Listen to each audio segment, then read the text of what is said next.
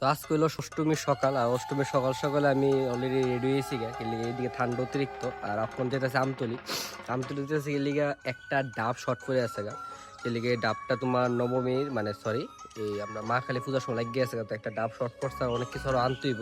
তো যেটা আমতলি ছাড়া পাওয়া যেত না। তো বাস সকাল সকাল বাড়িতেছে আমি আর আমার ভাই আছে পিছন দিক দিয়ে গেছে, কই জানি কিটা কাজ করতে গেছে। তখন বাড়িতেছি ডাব আর অন্য কিছু লয়ে গেল। অষ্টমী পূজা আটটার সময় আবার কথা, 8টা অলরেডি বাজে গেছে গা। মনে করো 8টাতে 9টা গেলে আমরা না এলে পূজা শুরু হইতো না। আমরা মারে যখন আরাধনা দিব মারে যখন আমরা পূজা দিব তখনকে পূজা শুরু হইব। তো তত সম্ভব তাড়াতাড়ি আবার ট্রাই করো, আর তোমরা ভিডিও দেখো আর লাইক কমেন্ট করে যাবে। তাই ফেললাম লিস্ট লইয়া, এই হলো সেই লিস্ট।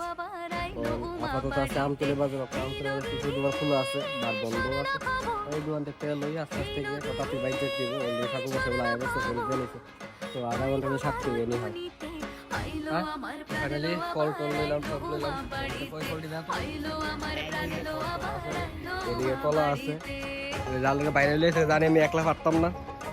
তো বাস আমার শুধু বাকি আছে মিষ্টি লইয়া তখন আমরা শুধু বাড়িতে বয়ে দিছে তা যাইতে হইব। তো বাজার টাজার সারার পরে বাড়িতে আয়া দেখি মা কালী মূর্তি নেওয়ার লেগা পুরোহিত কইয়া দিছে গেলিগা মা কালী মূর্তির সময় আছে, বিসর্জন না দিলে অষ্টমী পূজা শুরু করতে পারতো না। তো আমি আমার ভাই গিয়া বিসর্জন দিয়ে এলাম। তারপরে আয়া তোমরা যে অষ্টঘটের কথা কইছে সেই অষ্টঘটের ঘট বললাম। তো এই একটা ঘটের চারিদিকে টোটাল 8টা ঘট বইব। তোমরা আমি এখন দেখাবো যে অষ্টঘট কিভাবে বোয়ানো হয়। তো এই লো সেই অষ্টঘট, এই মিডলে যে ডাব বোয়ানো বিধানটা আছে তোমার জলে এটাই আমি বই আনছি। এটার চারিদিকেই তোমার টোটাল 8টা ঘট বোয়ানো হয়েছে। তো এইভাবে আমরা অষ্টঘট মারে রেডি করানো হয়, তারপরে অষ্টমী পূজা শুরু করা হয়।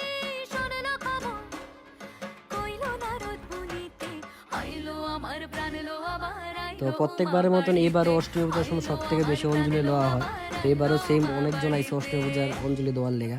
তো আজকে ওই নবমী তার লাগিয়া গেছে গা, তো তার লেগা আমরা সন্ধ্যা আরতিও দেওয়ার টাইম হয়ে গেছে গা। এটা সন্ধি পূজা করা হয়। তো সন্ধি পূজার সময় টোটাল 108টা প্রদীপ জ্বালাইতে হয়।